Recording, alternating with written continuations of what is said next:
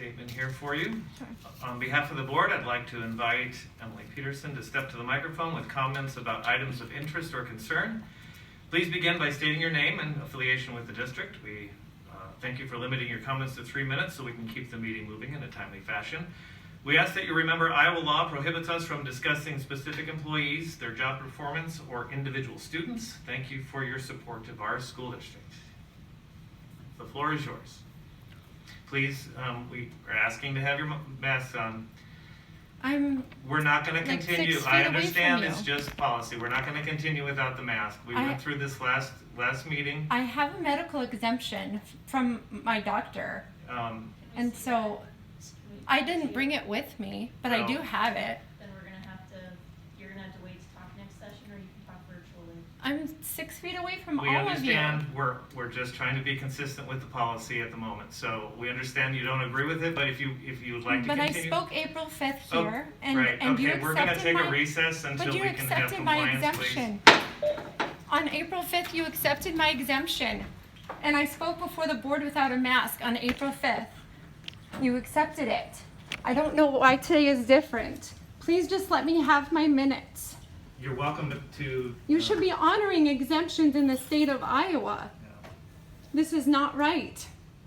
I guess I will just speak. This is my 4th time speaking before you. My deep concerns about the harms these masks forced on our children are causing.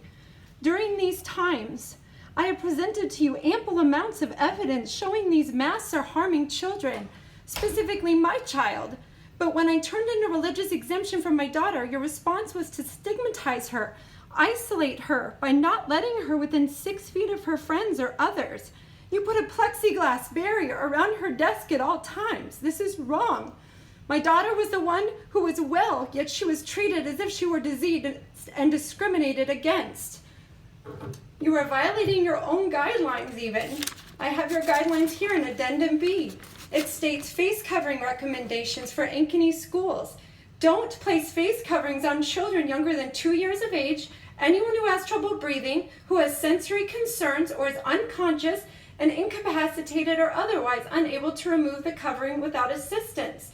It also states consider students or staff with disabilities, which is my daughter, having an IEP both in speech, literacy, and math, and they will be unable to wear a face covering. My daughter was not considered. In addition to emotional trauma, my daughter and others are suffering. You have seen the physical trauma these masks are causing too. You have seen a child with blisters on her face and a staph infection that would not heal because of the mask she was forced to wear. And you heard from an American frontline doctor who told you what you are forcing on children is hurting them physically and emotionally. By definition, abuse is harm caused to another and done repeatedly, so that you are doing, and that is what you are doing to our children. It's abuse. What my child and I have gone through, I know God will use for good, as He already is. Thousands of moms and dads and grandparents have reached out to me seeing my daughter's story about how their child or grandchild is suffering under the forced wearing of masks. I've seen countless pictures of children who have blisters, face rashes caused by the mask. I have heard countless stories of children developing severe anxiety, depression, as well as social issues. I have seen parents cry because no one will listen to them or allow them to choose because they are forced to keep doing something to their own child or teen that they know is hurting them and causing harm. Do you want us as parents to keep doing something we know is causing them harm? I asked myself this question many times. Why would educators and this board demand these masks be worn and continue this forced medical procedure? It is because they just don't have all the information, maybe? We know that possibility is out because you have an abundance of evidence proving their harm. Is it because they have the power to continue this way until it is taken back from them by us as parents?